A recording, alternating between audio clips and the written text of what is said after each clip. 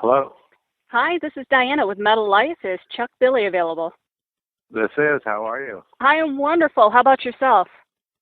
Oh, I'm doing good. I just, Enjoying actually a sunny day for once today.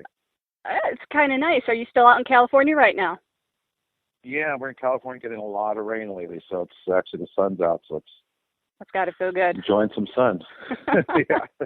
Awesome. Well, I just want to start off by saying it is such a pleasure and an absolute honor to be talking to you. Thank you so much for doing the Thank interview you. with us. Yeah, absolutely. Oh yeah, thank you for having me. Yeah. Oh gosh, anytime. So just gonna start right off with the interview. Oh my gosh, this is so awesome. Sure. I know that you've already been asked this question a million times. You'll get it a million times more. But can you tell us the status of the new album? Well, we're getting closer and closer. Gene and Eric recorded the single last weekend. So we're trying to get the single out for the tour. I'm not sure if it's going to make it before. It depends what Nuclear Blast wants to do. But hopefully trying to get that out. And on the Slayer tour, we're going to wrap up. The music's done. We just need to get the vocals all sorted out. So it's all on me really right now. So on the Slayer tour, since I'll have Eric and everybody there, we'll all put our heads together and work on some lyrics. And I'm bringing some recording gear out there. So we'll be doing our demos on the road as well. And our plan is hopefully just to have it all ready to go right when we get done with that tour and get into the studio right away, because we got about a 2.5 month window before we go to Europe. So that's the window we got to get it done. Can you give us a little bit of a hint or a taste of what the album's going to be about? Well, I know when we first were thinking about what direction we wanted to go, I think we really talked about trying to take it back to like the Gathering stuff, where it's really more fast and thrashy and still melodic. Where like the Dark Roots record, it leaned a little more towards mid-pace songs, I guess. Mm-hmm. So I think these ones probably a little more thrashier. All right. And for the new single now, there's been a lot of talk about Gene's insane drum work, the blast beats and everything else. So is that what we're going to see out of the new single too, something more thrashy? Or You will on this one. Yeah, the drums are very blasting on this one. Gene he'll be doing, you hear some sick stuff on this one. Awesome. All right. Well, yeah. Tell us about the upcoming tour. Well, it's we got offered the Slayer tour, and of course, in mid-writing, we are like, we can't pass the Slayer tour. Right. And it is a wonderful way to kick off the beginning of the year. We're planning getting this record done and having it out and really hitting the road hard. But it's great that we got to start the year and do this, because it's especially with Carcass, I think it's going to be a great bill. Mm-hmm. I think the fans are going to get a hell of a show. So I'm looking forward to it. How long is it going to last? It's going to be 5 weeks. I believe it starts on the 19th of February through the 26th of March. Wow.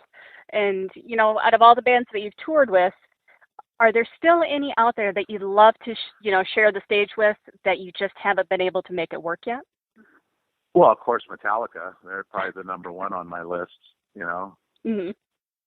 Especially being, friends and, being coming from the same era and oh God, yeah, time frame, So I don't know, maybe that's the problem why we're not. I don't know, but that's one band that'd be awesome.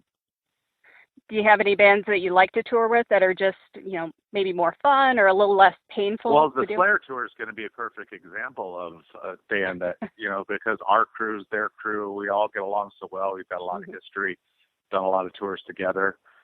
So it's almost like old times. And I'm sure when we get out there, it'll be like, sure, after day one, it'll be like we've been right back on the road again with them. And it's fun, because we be a lot of probably drinking of Jägermeister and vodka and stuff like that, I'm sure. Right. So it always makes for a good time, good party, just good people to be around. Absolutely. Well, there's only a handful of bands, obviously, that has made it to your level of, being able to stay in the music industry business and stay relevant for as long as you have. What has been the the key to Testament's longevity? Shit, I don't know that. I think just that, I think because just we stuck to what we've done from the get-go. And I think especially I'll give credit to Eric Peterson for being somebody who doesn't, he definitely doesn't jump on bandwagons and doesn't try to listen to copy other things. So he's always keeping our music sounding relevant and current and different. You're never getting the same Testament record.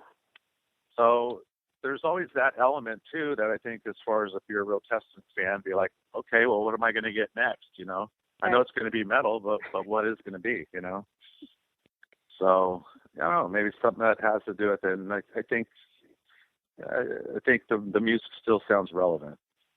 What advice would you give new bands? They're trying to make a name for themselves, really how to kind of stand out from everybody and kind of walk in your footsteps. Well, they have to be true to their music and what they're doing. I mean, first and foremost, it's got to be real. Right. And just kind of go along that same route. I mean, some people say stick with try to get the best, major label or the other, other ways around it, but really just honestly staying true to yourself is going to keep you there. Yeah, I mean, I think if someone writes a good song and you're a good band, you write a good song. It's a good song. It's a good song. Mm-hmm. If you have a major label pushing an independent label, or you're doing it yourself, Mm-hmm. That's how wacky the music business is now. Right. From that and just being able to record it in your bedroom now, and make great records. So I mean, the whole thing has changed the scene, Right. Yeah, it's changed a lot. Well, speaking of that, when you look back over the last 30 plus years of your guys' career, is there anything that you regret or you wish that you would have done differently? I don't know if I regret anything, but just there's no regrets. This is a wacky business where the 80s were hot, the 90s were a little shaky, 2000 started getting stronger again, and where we are today is definitely, for music and metal, it's definitely strong again. Mm-hmm. Oh, absolutely. And so then I've got one last question for you. Out of all the interviews, I mean, there's no way anybody can ask you something that you've never been asked before, but what is the one question that you seem to get asked a lot that you're kind of tired of answering?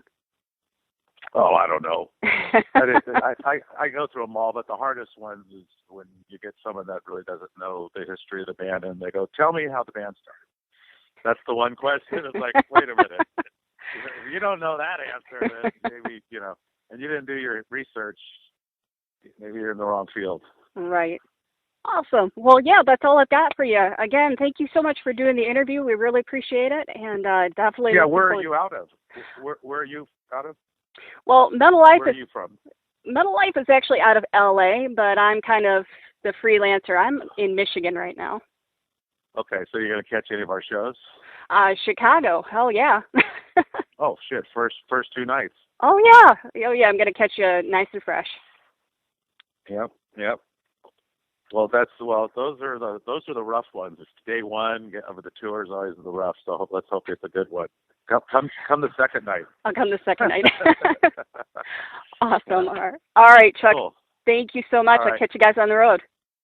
All right. Bye now. Bye.